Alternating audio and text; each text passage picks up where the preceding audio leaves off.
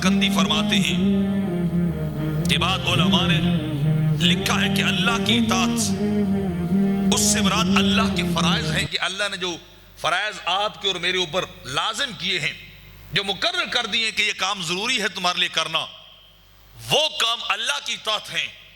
और मेरे आका की इताअत क्या है? वो उनकी सुन्नतें हैं।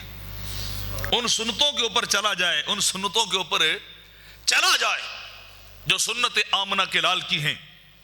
तो फरमाए इस तरह अगर कोई मोमिन जिंदगी गुजारे तो फिर वो मोमिन जाके कामयाब हो जाता है, फिर वो मोमिन कामयाब है। वरना कोई मोमिन कामयाब उतनी देर तक नहीं है जितनी देर तक वो अपनी मर्जी से जिंदगी गुजारे, वो शैतान की इत्तिबा करे, वो नफ्स की इताअत करे, वो गैरों के रंग के अंदर रंगा हुआ हो, उसकी हयात और उसके शब रोज, उसके दिन रात यहूद और नसारा की तरह गुजरे।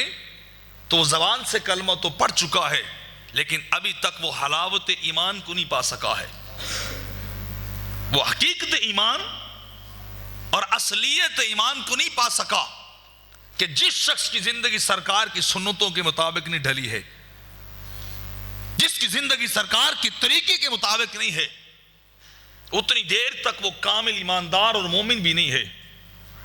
बस इतना सारा रब चाहता है कि तुम अपनी मर्जी छोड़ दो, अपनी मर्जी खत्म करो, अपनी चाहत भी खत्म करो, अपनी रिजा भी खत्म करो।